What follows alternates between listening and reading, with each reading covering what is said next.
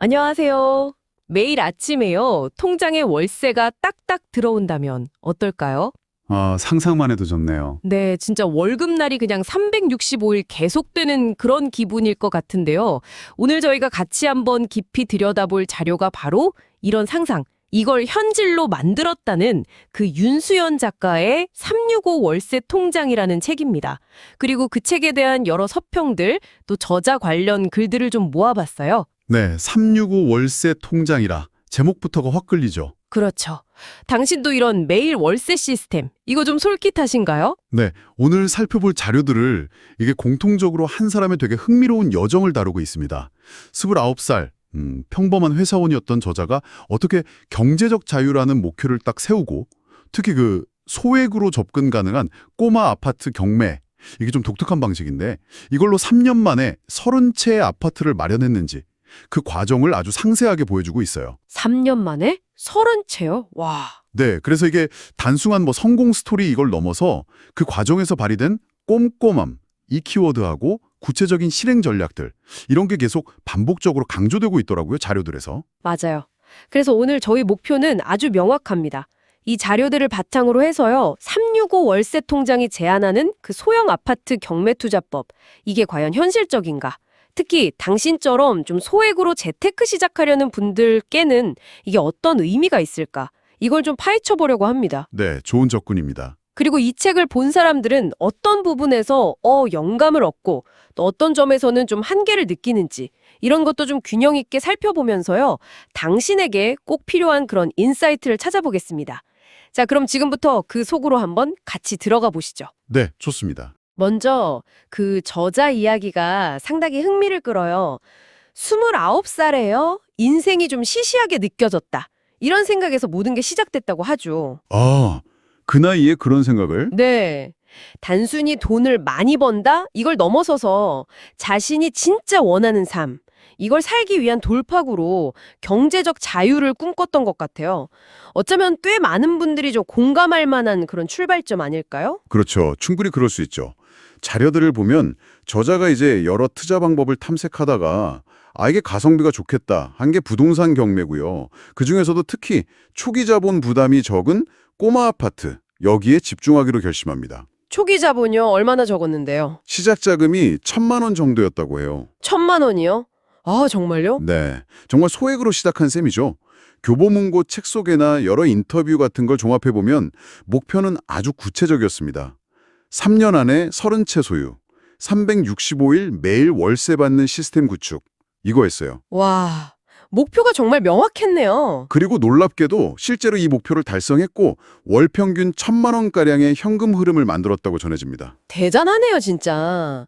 책을 쓴 이유도 좀 인상 깊었어요. 유튜브 인터뷰 같은 데서 보면 본인이 뭐 대단한 부동산 전문가라서가 아니라 그냥 꼼꼼함? 이거 하나를 무기로 삼아서 차근차근 목표를 이뤄낸 되게 평범한 사람이다. 약간 옆집 언니 같다. 이런 점을 강조하더라고요. 그런 컨셉이었군요. 네. 그래서 비슷한 처지에서 고민하는 2030 세대나 뭐 육아 등으로 경력이 단절된 여성분들, 이런 분들한테 자신의 경험이랑 노하우를 좀 솔직하게 공유하고 싶었다. 이런 진정성이 좀 느껴지는 대목이었어요. 네, 그리고 그 핵심 전략은 명확하게 꼬마 아파트 경매, 이걸로 딱 요약이 됩니다. 자료들에서 일관되게 나타나는 특징은 수도권보다는 지방 소도시에 있는 거, 전용 면적 60제곱미터 이하, 그러니까 소형 아파트에 집중했다는 점이죠. 여러 서평에서도 이 전략을 책의 가장 중요한 축으로 분석하고 있고요. 그런데 왜 하필 꼬마 아파트였을까요?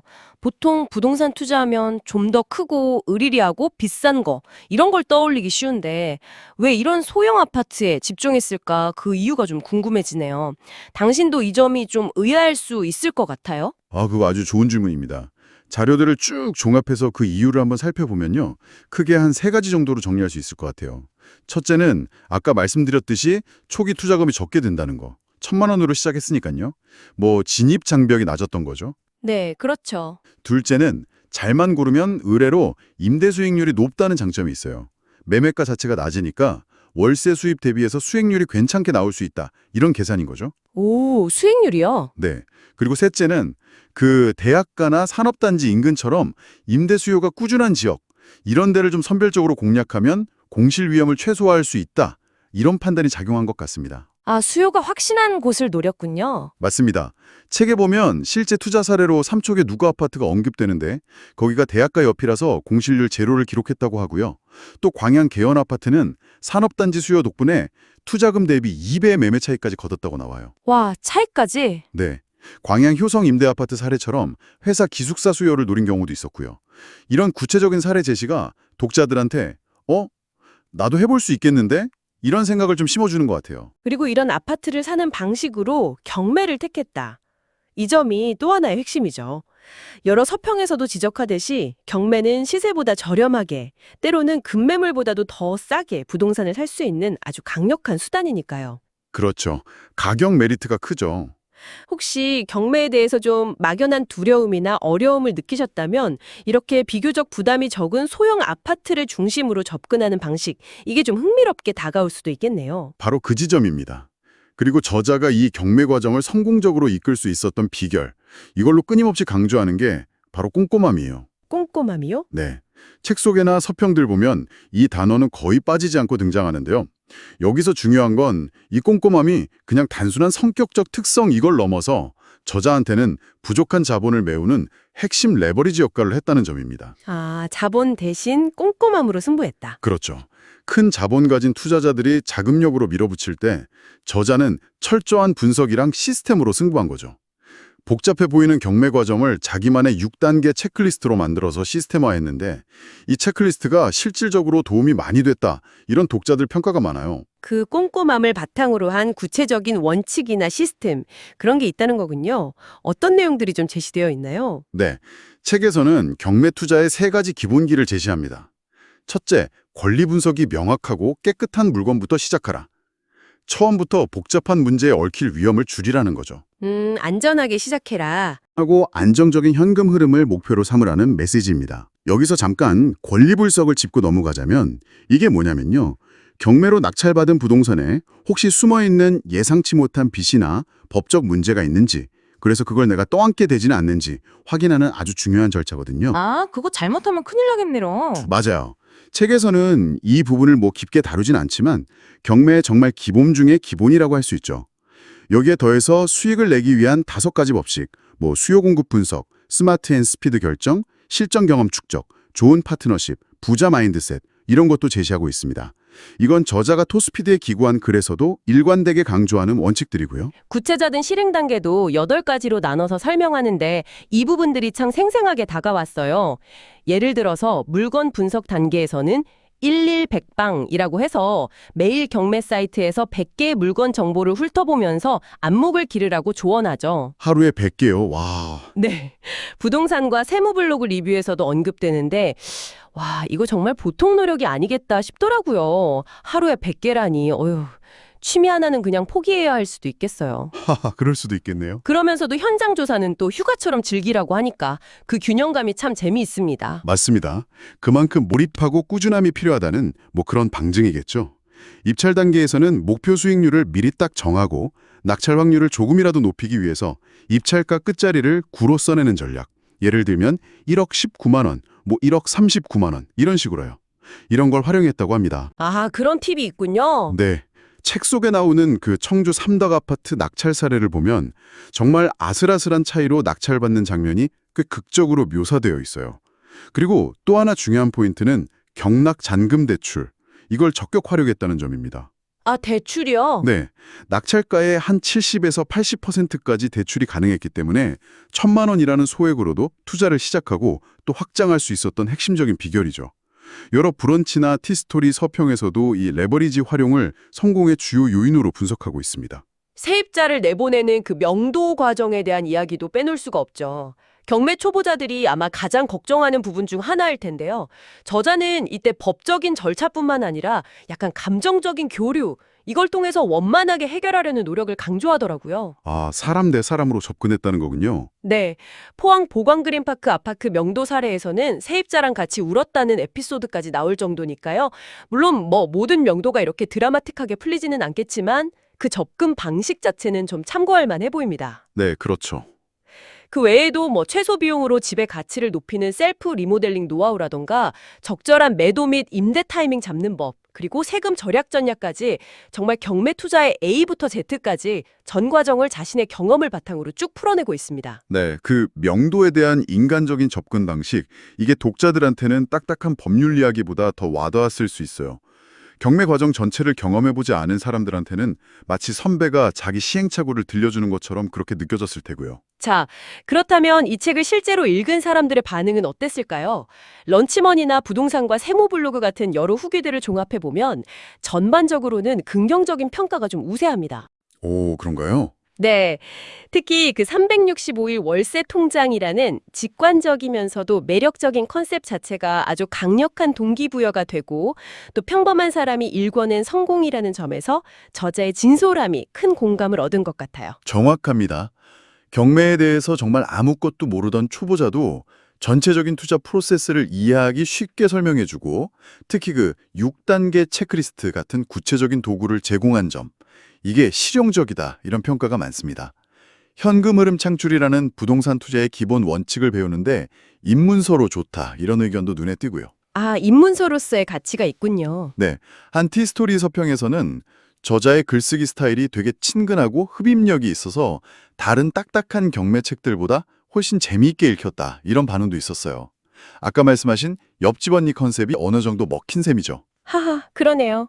하지만 당연히 좀 아쉬운 점이나 한계에 대한 지적도 있겠죠. 모든 책이 뭐 만능일 수는 없으니까요. 어떤 점들이 좀 언급되나요? 네, 몇 가지 중요한 지적사항들이 나옵니다. 우선 런치머니 리뷰 같은 데서 언급하듯이 아까 잠깐 말씀드린 권리 분석처럼 법률적으로 좀 복잡하고 중요한 내용들, 이런 것들은 깊이 있게 다루지 못한다는 한계가 있어요. 책에서도 권리 분석은 책만으로는 좀 부족하다 이런 뉘앙스를 보이고요. 아, 그 부분은 좀 더 공부가 필요하겠네요. 그렇죠. 또 성훈쌤 유튜브 채널의 리뷰 요약에서도 지적되듯이 책에 소개된 구체적인 아파트 투자 성공 사례들, 이건 어디까지나 과거의 기록이라는 점입니다. 현재의 시장 상황, 뭐 금리, 정책 이런 것들은 그때와 많이 다르잖아요. 네, 많이 다르죠. 그리고 저자만의 특별한 경매 방식이나 노하우가 적용된 결과이기 때문에 책 내용을 그대로 지금 현재에 적용하거나 모방하기는 어렵다. 이런 현실적인 지적이죠. 중요한 건 원칙을 배우되 지금 상황에 맞게 응용해야 한다는 겁니다. 그리고 그 일례백반 같은 사례에서 보듯이 이 방식이 결코 뭐 쉽게 돈 버는 방법은 아니다. 이 점도 강조됩니다. 상당한 시간 투자와 꾸준한 노력이 필수적이라는 거죠. 맞아요. 노력 없이는 안 되죠. 이부 브런치 서평에서는 책을 통해서 동기부여는 정말 강하게 받았는데 막상 실행하려고 하니까 여전히 부족한 자본이나 뭐 과거 투자 실패의 트라우마 이런 것 때문에 망설여진다. 이런 솔직한 고백도 찾아볼 수 있었습니다. 당신도 혹시 비슷한 고민의 지점에 서 계실지도 모르겠네요. 그렇습니다. 이 책이 나도 할 수 있겠다 이런 희망을 주면서도 동시에 투자의 현실적인 어려움이라던가 개인이 넘어야 할 그런 심리적 장벽 이런 게 존재한다는 점을 좀 역설적으로 보여주는 대목이기도 합니다. 자, 그럼 이 모든 이야기들을 종합해 볼 때 이 365 월세 통장과 관련 자료들이 당신에게 던지는 핵심 메시지는 무엇일까요?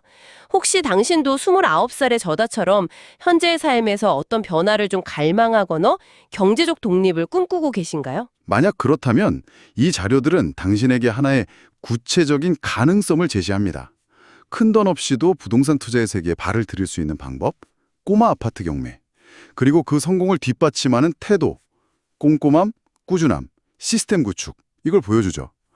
뭐 복잡한 경제 이론이나 거시적인 시장 분석보다는 한 개인이 실제로 부딪히고 해결해 나간 경험에 기반한 실용적인 접근법이다. 이게 특징입니다. 맞아요. 특히 직장을 다니면서 부수입 파이프라인을 구축하고 싶거나 뭐 N잡을 통해서 자산을 늘리고 싶은 분들, 이런 분들에게는 현실적인 롤모델이 될 수도 있을 것 같아요.